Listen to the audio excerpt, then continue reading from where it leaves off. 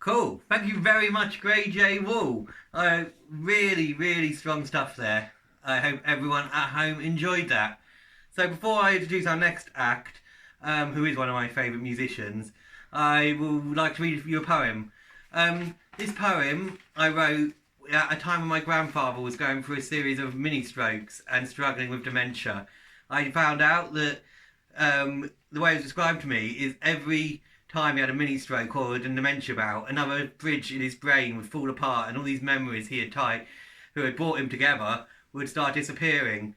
But it's so funny because I go round and even though sometimes he struggles to realise who people are, you put on old tunes, old Al Jolson tunes, he'll be singing along like he was 20 again. The same thing happened with my great grandmother who lived to be 103. You'd put on a song from her youth and you would see 13 years or 20 years of confusion just drop away and she'd be singing and enjoying and being herself, her old self again. So this poem is about that, but in reverse, I suppose. And it's called Music and You. The brain is an endless complex of whirling electrodes firing off into the central core of you, building bridges that tie together neurological, unequivocal facts that spell out your path, your decision, in the most animalistic way. Do this because this worked last time. Do this because this is safe. Do this... No. This just feels good.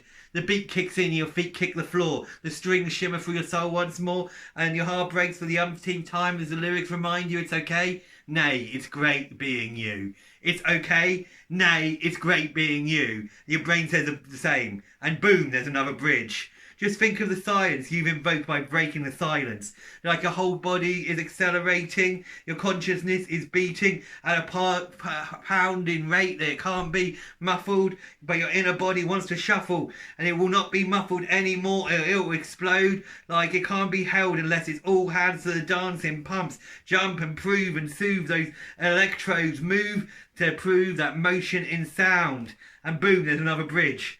Be yourself. It's time for more, it's time for you, it's time for more, it's time for you, it's time for more, it's time for you, it's time for you, more, it's time for you. And your whole body's up, opens up, like every follicle is a brave receptor for life. And boom, there's another bridge. There's another bridge in your brain. Ain't that insane? You can dance like you're insane. There's another bridge in your brain. You can dance like you're insane. You can dance like you're you. The commotion is a devotion to the motion of sound, and proud as a pound you pound the ground. Or you could just sit still, perfectly still, feel the music there, as thick and delicious and essential as air. And as you're lost in another labyrinth of compassion, lost in another soul crying the way yours always did, you howl. And as you howl, there's another bridge and another dance floor. And this is more, and this is true, and this is pure, and this is you, and this is more, this is true, and this is pure, and this is you, and this is more, this is true, and this is pure, and this is you, and this is more, and this is true, and this is truly what music does to you. And boom, you cross another bridge. Thank you.